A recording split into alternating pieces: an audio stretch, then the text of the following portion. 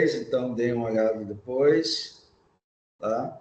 Dessa disciplina de introdução ao Antigo Testamento.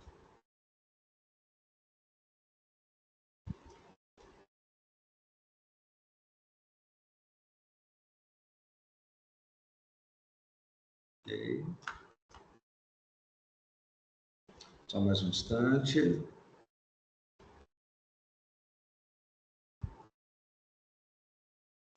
Eu vi aqui que ainda não me liberaram a plataforma para colocar o material de Novo Testamento, então eu vou passar para vocês no WhatsApp o que eu vou querer que vocês façam de leitura essa semana, tá bom? Bom, irmãos, sejam bem-vindos à nossa segunda aula de introdução ao Novo Testamento.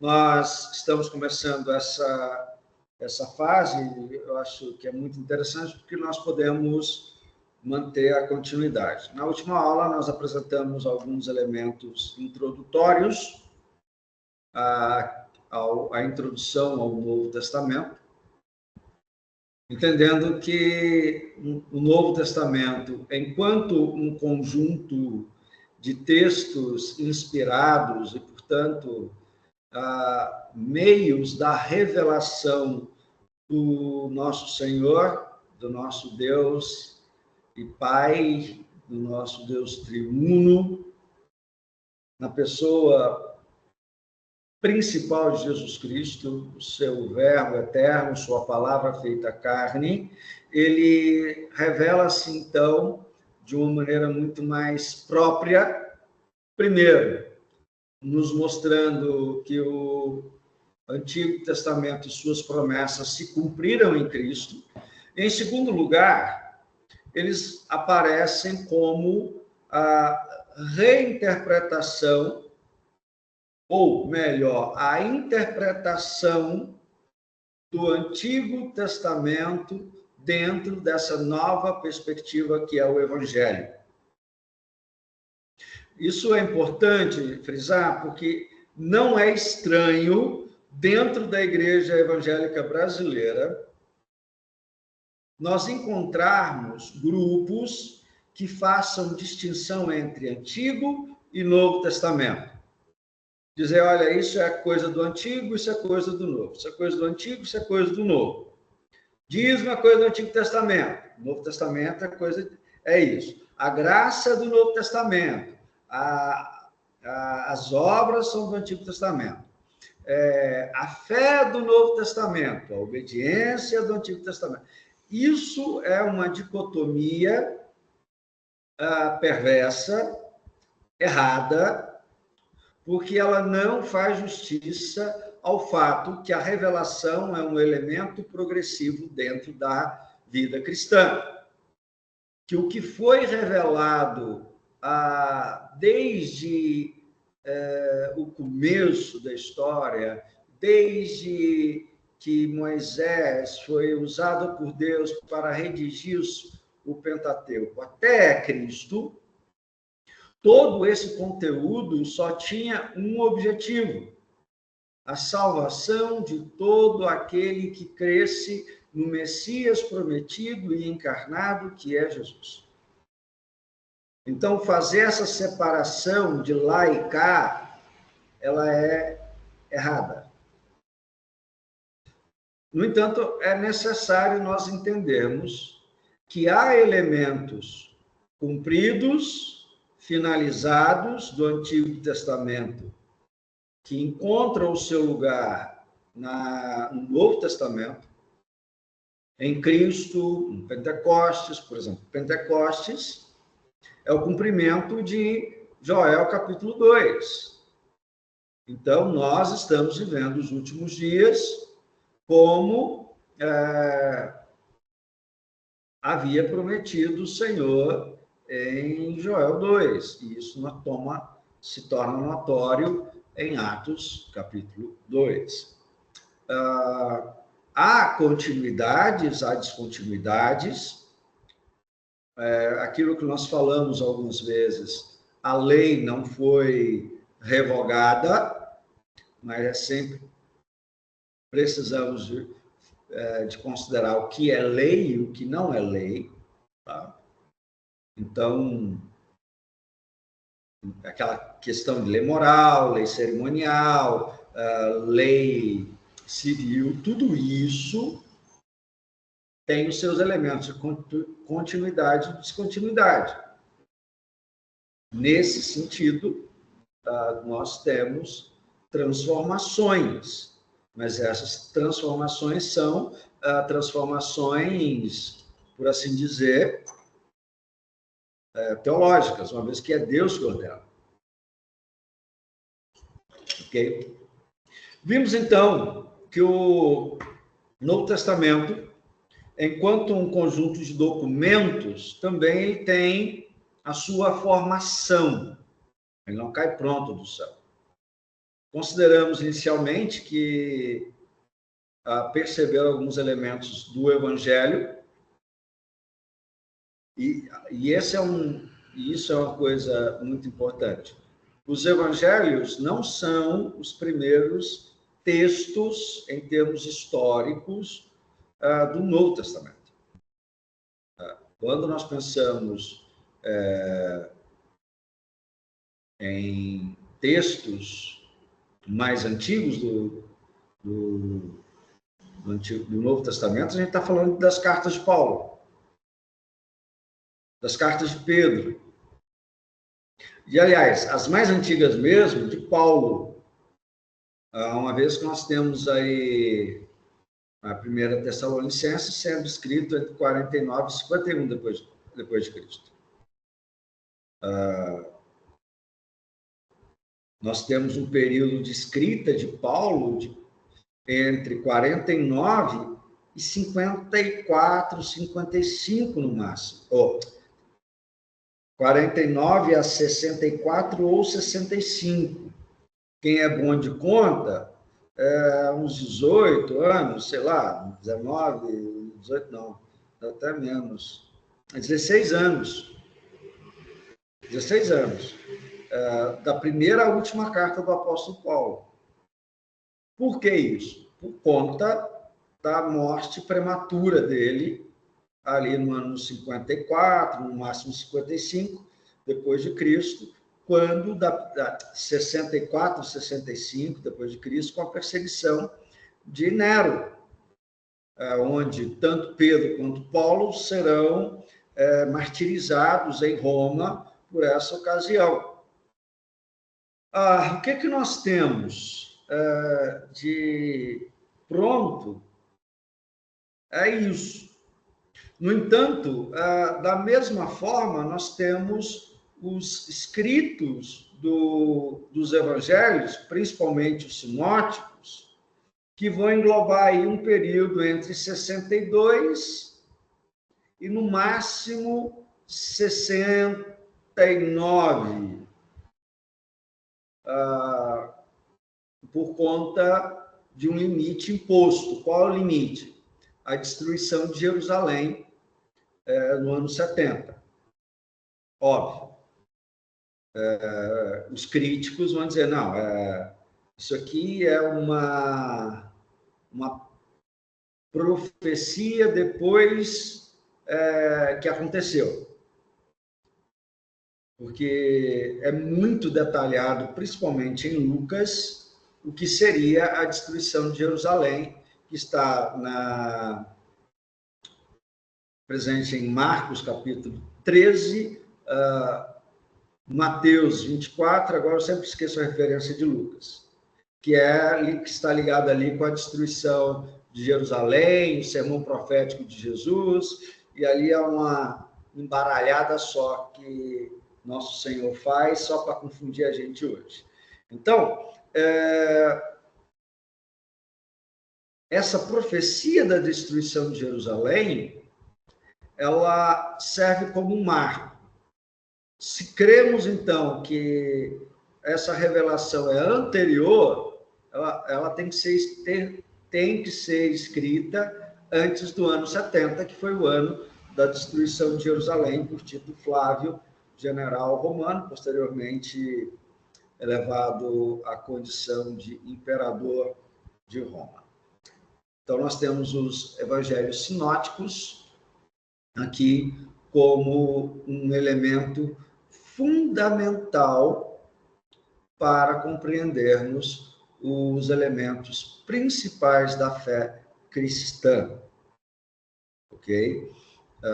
O sinótico, e é algo que nós falamos, os sinóticos não são uma biografia de Jesus, mas são, de uma certa maneira, uma exposição, uma pregação, um anúncio, uma proclamação daquilo que é, daquilo que fez, daquilo que disse, daquilo que realizou nosso Senhor Jesus Cristo em sua encarnação, em seu ministério, paixão, morte e ressurreição.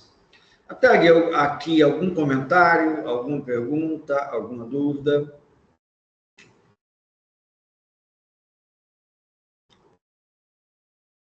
Bom, não havendo dúvidas, nós vamos, então, trabalhar hoje um pouco do Evangelho, dos escritos de João. Por que os escritos de João? Os escritos de João, eles são textos com a sua peculiaridade própria. Nós temos, primeiro, o Evangelho, primeira, segunda e terceira cartas, e o Apocalipse, como textos joaninos. João, da mesma maneira que os demais evangelistas, como enquanto escritores, ele tem o mesmo objetivo: fazer uma apresentação, só que panorâmica, bem geralzona, mas bem específica, acerca de Jesus, da sua pregação, das suas realizações, com o objetivo que ele mesmo declara lá no capítulo 20, versículos 30 e 31, que é tudo que foi escrito aqui, foi escrito para que vocês tenham fé em Jesus Cristo. Lembre-se, a chave da salvação é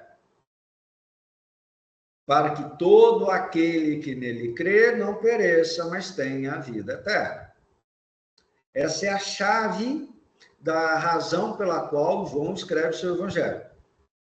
Então, o quarto evangelho tem esse propósito: produzir uma fé redentora, um objetivo transformador na vida dos seus leitores. Então, a gente pode ter aí alguma questão de olhar para esse texto de João e perceber nele a seguinte estrutura básica. Você tem o livro dos sinais, ou o livro da glória, e o livro da paixão. Você tem duas estruturas muito determinadas, muito demarcadas no Evangelho de João. Se você pega do capítulo 1, tirando o prólogo, né, ali do capítulo 1, no princípio era o verbo estava com Deus, o verbo era Deus, até ali o versículo 18, você tem um prólogo de João. A partir do versículo 19 do capítulo 1 até o versículo 50 do capítulo 12, você tem essa primeira seção, que é o livro dos sinais, ou o livro da glória, onde nós vamos ter, aliás, só do livro dos sinais, porque eles têm ali 7 sinais, 7 milagres, apenas 7 milagres, começando com a transformação da água em vinho em Caná, terminando com a ressurreição de Lázaro. Então, 7 sinais. Com exceção do que acontece em Caná, nós vamos encontrar também 7 discursos, alguns encontros que Jesus vai ter com Natanael, com Filipe, com André, com Pedro, encontro com Nicodemos, com mulher samaritana, aquela conversa com o coxo lá de Betesda. Agora fiquei em dúvida se é Betesda. Betesda, eu acho. O tanque de Betesda que se mexia e tal. Aquela conversa com a mulher pega em flagrante adultério, e outros discursos fazem parte dessa primeira sessão do Evangelho de João. Porque a partir do capítulo 13 e até o seu final, nós temos o contexto da paixão, a morte e ressurreição de Jesus e o final ali do que é o ministério de Cristo, conforme a narrativa de João. Inclusive, um trecho ali bem significativo da doação do Espírito Santo de uma maneira antecipada aos apóstolos no capítulo 21. Bom, não, capítulo 21. Acho que é isso mesmo. Cabeça não está boa. Cabeça não é boa, na verdade. Por que isso? Jesus é mostrado como alguém que cumpre lá nos milagres, nos sinais, essa ação correspondente à ação messiânica do Antigo Testamento, mas também essa ação redentora na sua morte e na sua ressurreição. É essa morte e ressurreição que fará com que todas aquelas demandas próprias da sua messianidade alcancem agora méritos redentores, principalmente na questão substitutiva que é aberta pelo seu sacrifício. Lembrem-se, irmãos, quando nós falamos de salvação, a gente precisa de lembrar que salvação demanda uma condição de perda. Nós estávamos perdidos. Nós estávamos mortos em nossos delitos e pecados. Todos pecaram e a uma se fizeram inúteis. Não há justo, não há sequer um, não há quem entenda, não há quem faça o bem. Todos se extraviaram. Alguém discorda disso? Porque a ponte que agora nos reconduz a Deus é essa. E João vai dar muita ênfase nisso, na questão da morte e ressurreição de Jesus. Tá? E isso é muito importante para nós, porque é talvez um dos evangelhos em que essas evidências são maiores, são mais fortes. Aquele grito na cruz que os evangelhos sinóticos falam, aquele grito final, na boca de João, está pago, está consumado, está quite, está pago o preço, tetelestai. É algo bem forte, bem pungente, bem poderoso essa fala. E João é quem está no pé da cruz o tempo todo, e ele ouve o que Jesus tem para dizer, e ele escreve o que Jesus disse. Ele nos mostra isso. Tá. E isso para nós é muito importante. Também por uma outra perspectiva. João o evangelho que melhor descreve a obra do Espírito Santo. De uma certa maneira, é o evangelho pneumatológico e cristológico por excelência. Ele não apenas nos apresenta Jesus Cristo de maneira clara, é ele quem nos diz que quando Deus existia na sua eternidade, antes que qualquer coisa fosse criada, o Verbo estava com ele, o Verbo estava diante dele, e o Verbo era ele. O princípio era a palavra estava diante de Deus, e a palavra era Deus. E a palavra se fez carne e habitou entre nós, cheio de graça e de verdade, vimos sua glória, glória como a do unigênito do Pai. Então, nós temos definido aí a pessoa do Filho, o Deus Filho. O Filho é Deus, o Filho é divino, o Filho participa, contempla, vê a face de Deus. Mas junto com a face de Deus está, ou junto com Deus também está o Espírito Santo.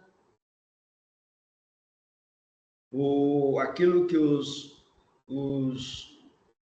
Antigo Testamento conhece como o Ruach HaKodesh, o Ruach Yahvé, o Espírito do Senhor. E esse Espírito do Senhor, que é um paráclito, que é uma pessoa que tem um papel a realizar, uma função a desempenhar, ele tem uma relação própria e que depende que o Pai e o Filho estejam juntos para que ele seja enviado. É necessário que eu vá para que o Espírito Santo venha. E perceba, ele vai dizer, eu não vos deixarei órfãos, eu não vou deixá-los sem a monitoria de alguém que seja capaz de acompanhá-lo ou acompanhá-los. Perceba que João já nos coloca aí diante da Trindade, embora ele não use essa palavra não vai aparecer nas Escrituras, mas ele nos coloca diante da Trindade. É o evangelho mais trinitário de todos os evangelhos, porque ele nos fala das personalidades, ele nos fala das ações e nos mostra como cada um desses vai se comportar. Aliás, é importante essa expressão que eu usei para o Espírito Santo, Paráclito, que na maioria das Bíblias é traduzido no Evangelho de João por Consolador, porque João usa a mesma palavra na sua primeira carta, se referindo a Jesus. Quando ele diz o seguinte lá no capítulo 2 da primeira carta: Filhinhos, essas coisas eu vos escrevo para que não pequeis. Todavia, se alguém pecar, temos Paráclito junto ao Pai, Jesus Cristo, o justo.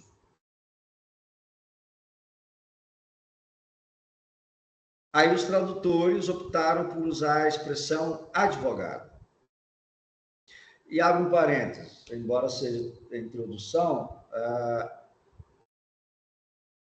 por favor, consolador não é aquela ideia de bater nas costas, ô tadinho, como é difícil a vida, né? Ô dó, encosta a tua cabecinha no meu ombro e chora, e conta as suas mágoas todas para... Não é isso. O Espírito Santo, Ele não é uma força meiga, gentil, quase maternal, não é. Não é, tá? Lembre-se, ele é o dinamis, ele é o poder de Deus, ele é o agir de Deus, ele é poderoso. A ideia de Paráclito é aquela ideia do exortar, do fortalecer, do colocar para cima, do exortar, do falar vibrando, do colocar o sujeito em movimento.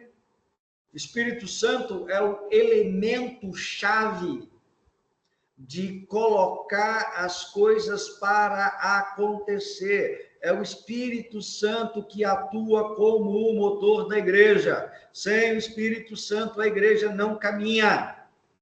Sem o Espírito Santo, a igreja não caminhava. Sem o Espírito Santo, eu e você continuaríamos mortos em nossos delitos e pecados, sem nenhuma ação, porque quem não nascer da água e do Espírito não pode pertencer, viver sob o reino de Deus. E João é esse sujeito que nos coloca diante, então, e isso é algo bem próprio de João, nos colocar diante do Espírito Santo. Por exemplo,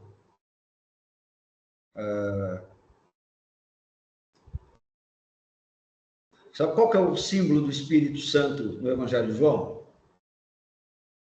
Por favor, meus irmãos de tradição pentecostal, não é aqui uma contradição, é uma peculiaridade do Evangelho de João. O Espírito Santo sempre aparece onde tem água.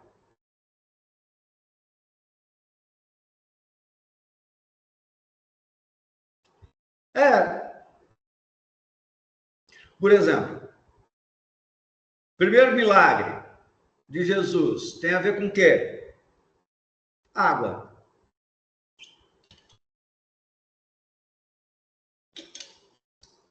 Aí a gente acha que transformar água em vinho, e eu sei que vocês já pregaram isso em algum momento na vida de vocês, que é a restauração da alegria no casamento. O Senhor vai restaurar a alegria quando Ele transformar a sua água em vinho. Não é isso que o pessoal às vezes fala? Mas a gente tem que lembrar onde estava aquela água. Estavam em 6 talhas de pedra, que eram usadas para as purificações dos judeus. Esse é um detalhe que às vezes passa despercebido. E aí ele vai dizer, olha, e aqui é a questão. Jesus está transformando a religiosidade. A antiga religiosidade, ela é limitada em suas ações, em suas dimensões, em suas forças, em seu poder. Quando tocado pelo Cristo, quando no verter do seu sangue, uma nova bebida é dada, essa bebida é viva. Essa religiosidade é transformada. Verdadeira religião é a transformação daquilo que o Espírito Santo toca e realiza. Um outro milagre, ou melhor, um outro discurso, é quando Jesus está lá no dia da festa, da grande festa, e diz: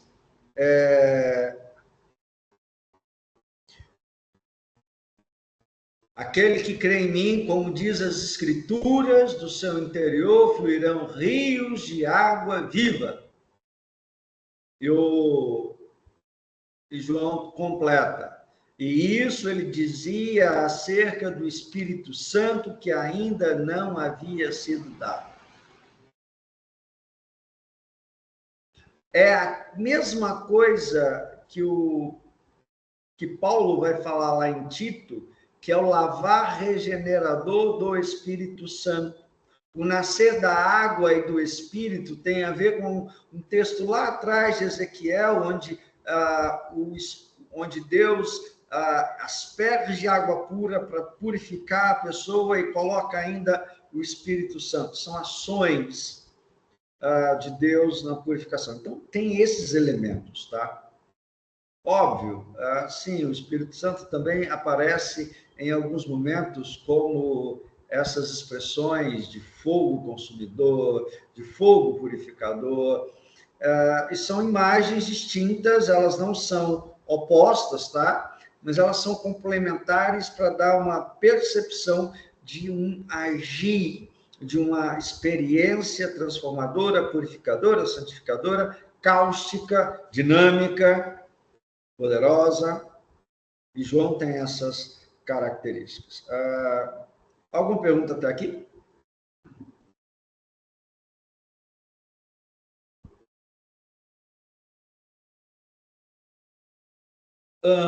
Se não, vamos considerar algumas outras questões.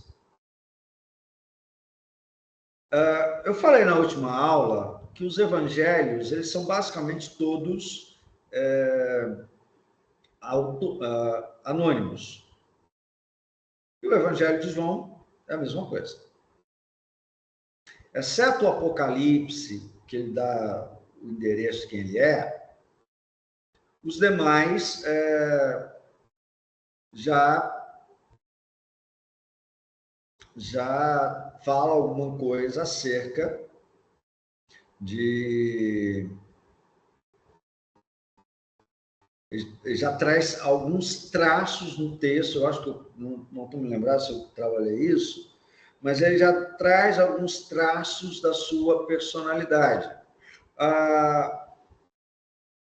Então, por exemplo, quando nós falamos de João, algumas evidências externas, ou seja, algumas questões que nos fazem entender que esse quarto evangelho foi escrito por João, são testemunhos antigos. Por exemplo, um camarada chamado Teófilo de Antioquia, já ali por volta do século II, final do século II, 180, ele já fala do Evangelho, já faz até citações do Evangelho de João.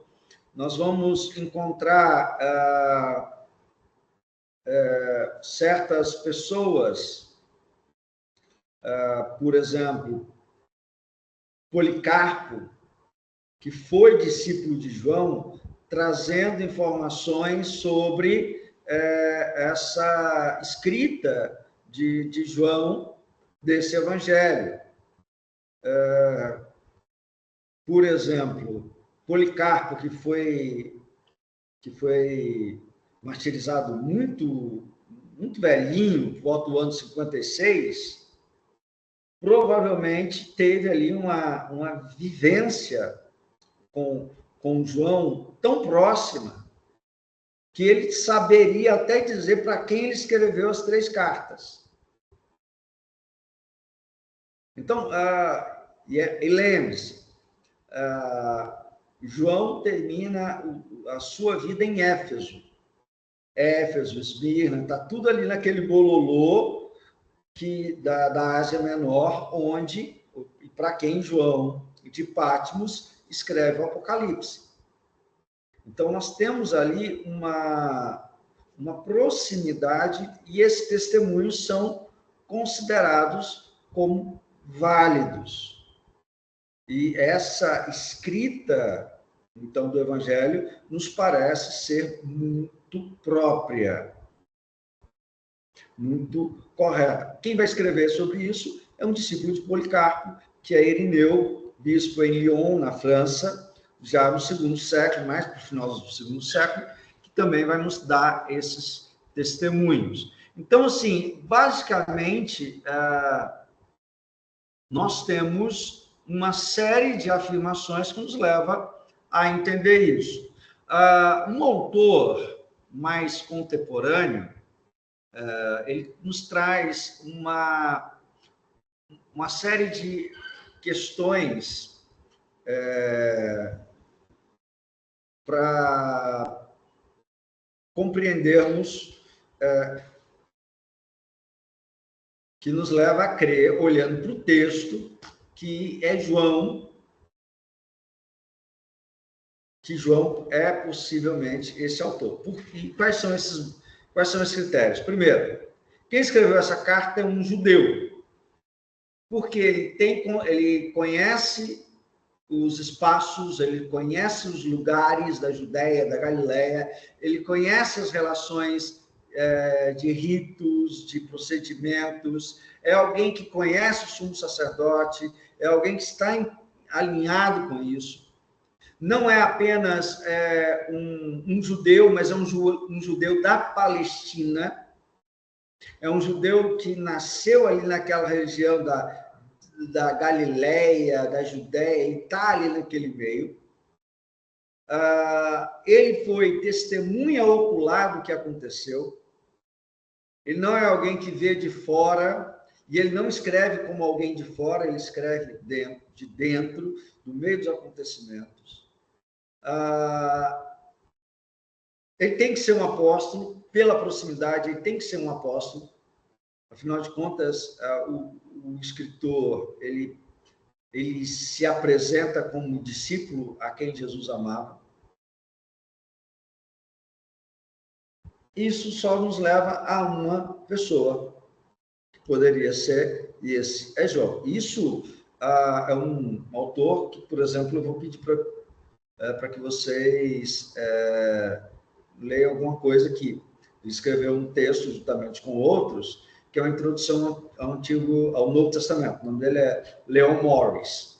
Um cara de uma teologia muito boa, um cara conservador, um cara tranquilo, bom de se ler, gostoso de ler até o material que ele escreve. Então, assim, a gente tem elementos que nos fundamentam isso.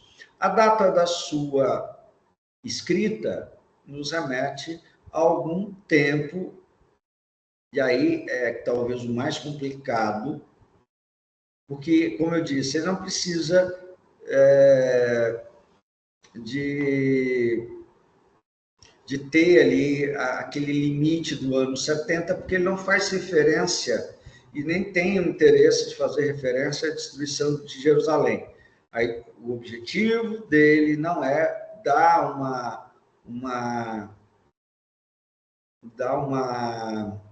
mudança tão drástica assim, aliás, não dá uma percepção tão geral assim de Jesus, tão específica, melhor dizendo, do que foi o ministério de Jesus. Ele faz um geralzão para mostrar essa realidade. E outras coisas, ele nem precisaria de tratar desse fato,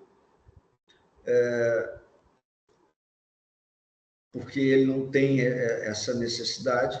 Então, de falar da destruição de Jerusalém, é possível, então, que ele fique ali entre 60 até 95 depois de Cristo. Ele fica oscilando nesse espaço. É algo possível, é algo considerável, e João vai ter essa pegada. Você já percebe também algumas mudanças? Deixa eu pegar aqui uma Bíblia, esticar o braço que pegou a Bíblia. Bíblia presbiteriana. Ashbel Green Santa. Se você tiver uma Bíblia aí perto, você abra lá a sua Bíblia, primeira carta de João. Isso é importante.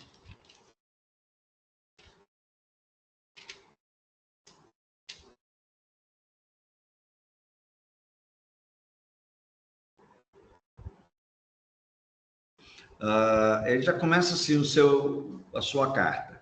O que era desde o princípio, o que temos ouvido, o que temos visto com os nossos próprios olhos, o que contemplamos e as nossas mãos apalparam com respeito ao verbo da vida, e a vida se manifestou e nós a temos visto e delas damos testemunho, e vula anunciamos a vida eterna, a qual estava com o Pai e nos foi manifestada.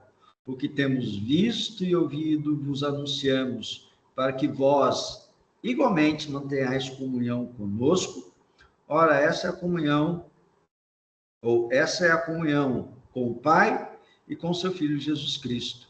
Essas coisas, pois, escrevemos para que a nossa alegria seja completa. Ele, se lá no Evangelho de João, ele vai falar sobre o propósito dele escrever o Evangelho, aqui na carta, que é para que vocês creiam e crendo tenham a vida eterna, aqui ele já nos traz e nos remete à ideia de que, crendo, nós tenhamos perseverança naquilo aquilo que nós recebemos do Senhor, aquilo que nós temos recebido de Deus.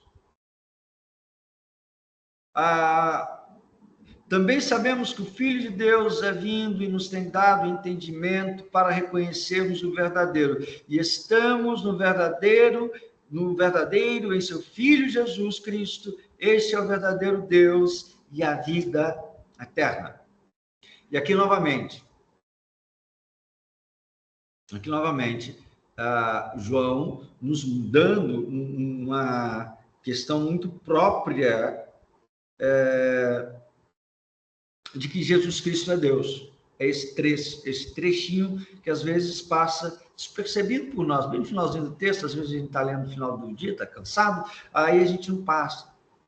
E este é o verdadeiro Deus e a vida eterna. Este quem? Jesus Cristo. Nós não podemos perder essa questão de vista. Nós não podemos deixar de lado essa realidade. Jesus Cristo não é um cara legal. Jesus Cristo não é um grande profeta. Jesus Cristo não é um revolucionário. Jesus Cristo é Deus.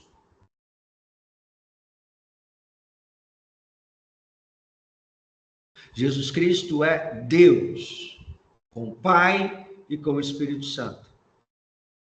Às vezes, nós, cristãos evangélicos, nós perdemos isso de vista. Nós colocamos Jesus como um cara muito bacana, mas perdemos, às vezes, a noção de quem e do que ele é em sua plenitude. E João é alguém que nos mostra isso. O Evangelho de João, ele deve ter sido escrito aí mais entre os anos 70 e 95, porque os anos 70, Jerusalém foi destruída. No ano 70, os judeus foram expulsos, não apenas da cidade, mas na Palestina eles foram expulsos. O que as crônicas que narram a invasão romana no ano 70 com Tito são terríveis, dão conta de assassinatos assim aos montes, tá? De haver assim algo em torno de mais de 10 mil crucificações, enquanto se achava madeira para se fazer cruzes, e não precisava ser aquelas cruzes bonitinhas, não. Qualquer coisa para crucificar um sujeito estava sendo crucificado. Conta-se que quando o templo de Jerusalém foi incendiado, eles tocaram fogo naquilo para o ouro derreter. As pedras foram sendo quebradas para procurar o ouro dela, isso por conta dos soldados do Império. Então, é possível que a liderança viva ainda, os primeiros apóstolos que ainda estavam em Jerusalém, se mandaram. É esta uma das razões, por exemplo, pela qual João pode ter ido parar em Éfeso. Era uma região relativamente distante, próxima de várias outras igrejas, com acesso facilitado. Então, nós temos essa possibilidade de escrita mais alongada. E João aí já estaria em torno de igrejas gentílicas. E nesse caso, a primeira, a segunda e a terceira carta, elas estão, em termos de organização de escrita, em datas próximas. Primeiro, até porque elas são consideradas cartas gerais, elas, com exceção da terceira, que é escrita para Gaio, terceira carta que é escrita para Gaio, que é uma pessoa, mas a gente não sabe quem é esse Gaio. Há possibilidades que seja algum Gaio que aparece aqui em outros textos das Escrituras, mas é meio difícil determinar se é ou não, que não há referência de local e coisas do tipo. Mas são cartas cujo valor, ainda que, digamos assim, em relação às outras, um pouco menor, elas têm o seu lugar como texto inspirado, como texto revelado. Eles nos mostram relações, por exemplo, a terceira carta. Eu vou falar do meu. Na igreja, meus irmãos presbiterianos, na igreja que vocês já pastorearam, já cuidaram, como missionários, tinha alguém que mandava na igreja, que era o dono da igreja?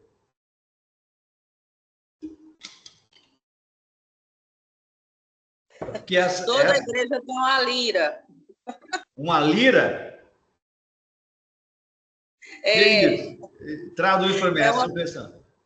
É uma pessoa. Tá. Infelizmente, não sei a realidade dos demais irmãos de outras denominações, mas o pessoal costuma dizer isso, que dentro da igreja presbiteriana sempre tem cada igreja tem um dono. Ou é onde a igreja nasceu, ou é a família que começou, e por aí vai.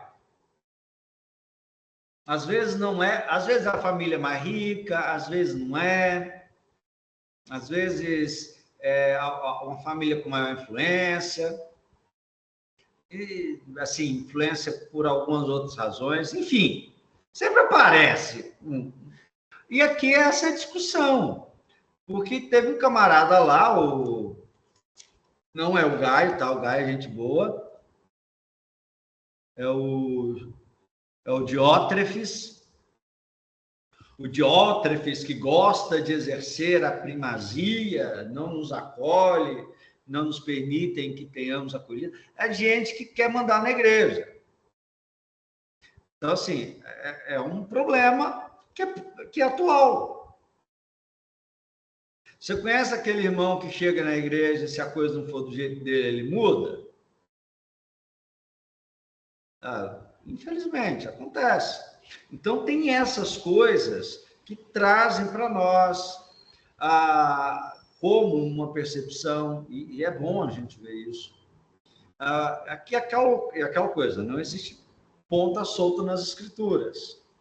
Toda ela é inspirada por Deus e útil para um monte de coisa, ensino, correção, educação, na justiça, e tem um propósito de fazer com que nós, enquanto igreja, enquanto povo de Deus, sejamos perfeitos e perfeitamente habilitados para toda boa obra.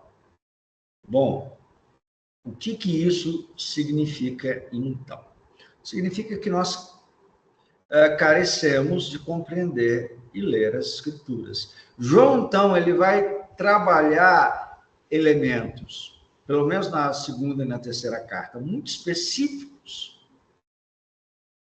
Então, para o entendimento dessas duas cartas e de suas temáticas, bons comentários são necessários, boas introduções são necessárias. A primeira carta, ela é uma carta muito mais teológica, menos pastoral, muito objetiva quanto ao seu papel, que é o fortalecimento da fé para a completude da redenção e salvação, e enfrenta diretamente alguns problemas da época. O que é, primeiramente, o gnosticismo. O que é o gnosticismo? Foi um movimento espiritualista de origem grega, baseado nas teorias de sobrevivência da alma de Platão, reciclado e ressignificado por Plotino, que previa a ideia de uma evolução a partir dos mistérios que deveriam ser conhecidos. Há uma tendência muito grande de um esoterismo ali no final do primeiro século. Os cultos de mistério começam a imperar, já não tão antigamente assim, mas já no primeiro século já existiam cultos de mistério no mundo grego. Esse mundo grego, tendo contato com o cristianismo, ele faz uma síntese, e isso é normal até hoje. Por exemplo, o espiritismo kardecista é uma síntese de um novo gnosticismo. O melhor exemplo para nós do que é gnosticismo é o espiritismo kardecista, que com estudo, com evolução, com reencarnações, com meditações, você evolui o seu espírito. E aí João vai ter que rebater isso, não, Jesus Cristo. E aí alguns ensinos errados, que Jesus Cristo não era homem, que Jesus Cristo era um espírito evoluidíssimo e que não tinha corpo. Jesus Cristo, então, é aquela passagem que diz o seguinte: aquele que diz que Jesus Cristo não veio em carne e sangue, esse é o anticristo. Isso é uma defesa contra o gnosticismo. O gnosticismo dizia, então, que tudo que é material é desnecessário, se releva. Então, qualquer bem que você faz ao corpo de alguém é desnecessário. Então, dar um prato de comida para quem tem fome, auxiliar alguém em alguma dificuldade, isso é desnecessário. Então, deixa a pessoa sofrer, porque é melhor que ela desencarna rápido e vai para o outro plano. Essa é a ideia, não ajuda. Então, aí vem o apóstolo João e diz, não, você precisa ajudar. Porque fazer o bem ao seu irmão é uma demonstração de amor. O amor não pode ser só de boca, não pode ser apenas de palavra, mas tem que ser amor de fato e de verdade. Um amor que se revela na concretude da ação da igreja em relação ao próximo. Então, nós temos aqui esses textos mais teológicos de João, e, por fim, aquele texto que todo mundo gosta, Apocalipse, revelação de Jesus a João. Apocalipse, como vocês sabem, e se não sabem, vão ficar sabendo agora, significa simplesmente revelação. Em língua inglesa, simplesmente não leva o nome grego, é revelation, simplesmente. Revelação. Revelação de Jesus a João, é isso que nós temos. É talvez um dos livros mais complicados do Novo Testamento. Tá? Complicados por quê?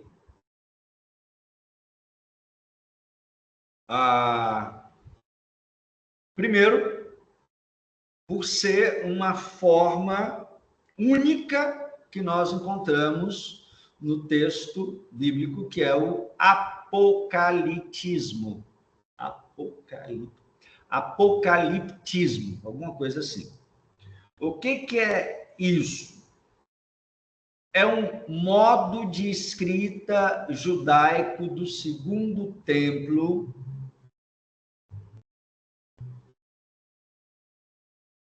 que tem como objetivo fazer e traçar relações das conjunturas e explicá-las a partir de alegorias. Então, nós temos um texto ricamente alegórico, portanto, profundamente simbólico. Eu estou aqui procurando um texto. É um livro que está na estante, só um minutinho.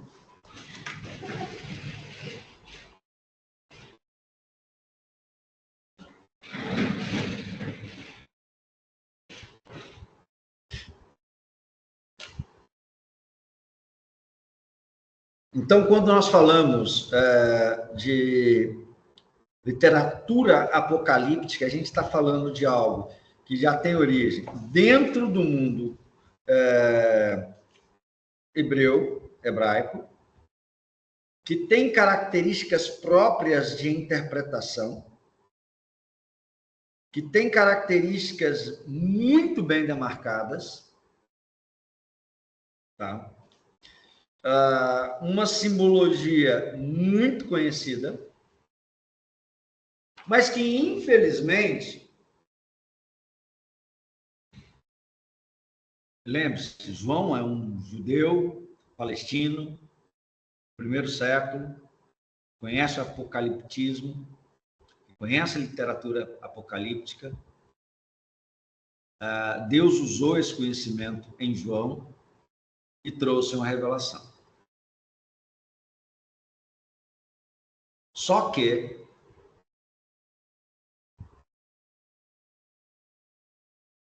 desde pelo menos o quinto século, sexto século, ou até antes disso, esse texto tem sido interpretado de maneira literal. Você interpretar, e a interpretação do texto de Apocalipse literal é um problema. Principalmente na Idade Média, ele foi usado e abusado, e algumas impressões ficaram. Então, por exemplo, igual semana passada, né? Todo mundo doido porque o Papa Francisco morreu, lá dia 21 de abril. Morreu o Papa Francisco, 21 de abril. Agora é o fim do mundo, porque vai ser o fim do mundo, porque vai levantar um novo Papa, o oitavo rei, o oitavo não sei o quê, não sei das quantas, e tal, coisa e tal. E foi. E foi eleger o novo Papa, quem vai ser o novo Papa, elegeu o prevô. Aí tá todo mundo, como é que vai ser? Que não se vai um anticristo, não sei. Gente,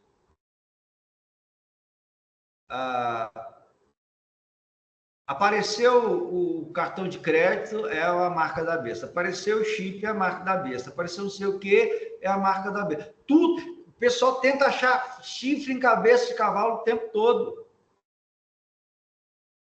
Ao tentar interpretar literalmente Apocalipse, cai-se em um problema sério. Tá? Então, Apocalipse é um livro simbólico, alegórico. Parte dele, e o próprio texto diz, as coisas que são, as coisas que eram, que são e as que hão de acontecer. Está tudo misturado ali. Então, talvez livro mais complexo quanto à sua interpretação dentro do seu quadro geral dos textos de João. O que a gente pode falar aqui, sem entrar em detalhes, porque a gente não tem tempo para isso?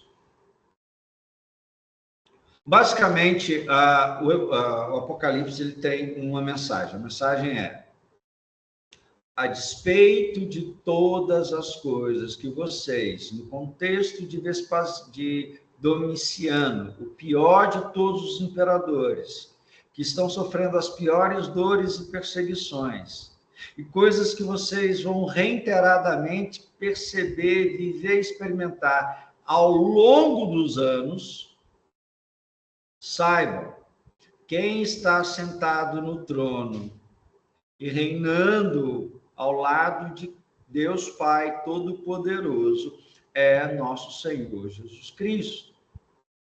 E ainda que o mal venha contra vocês, e até mesmo vocês cheguem à posição de achar que vocês estão destruídos, saibam, quando vocês pensarem isso, o Senhor se manifestará para mostrar que Ele governa todas as coisas. E lembre-se, haverá um dia que Ele, de fato, se manifestará poderosamente para destruir todos os seus inimigos, colocar todos sob os seus pés, imputar a pena aos injustos e agraciar aqueles que, por sua graça, já foram justificados. Em resumo, isso é o Apocalipse. Em resumo, isso é o Apocalipse. Agora, se a gente for, claro, a forma mais resumida. O problema é que nós estamos aqui em várias denominações e, sim, vai haver as controvérsias da interpretação de Apocalipse. E aí eu vou dizer, cada um fica com aquilo que mais lhe parece fazer sentido. Embora eu tenha que lembrar vocês, presbiterianos, que para a gente é diferente. É aquilo que está mais próximo dentro da nossa confessionalidade. Então, porque a gente tem um padrão também de interpretação. Então, a gente precisa tomar cuidado com isso. Perguntas, comentários, dúvidas?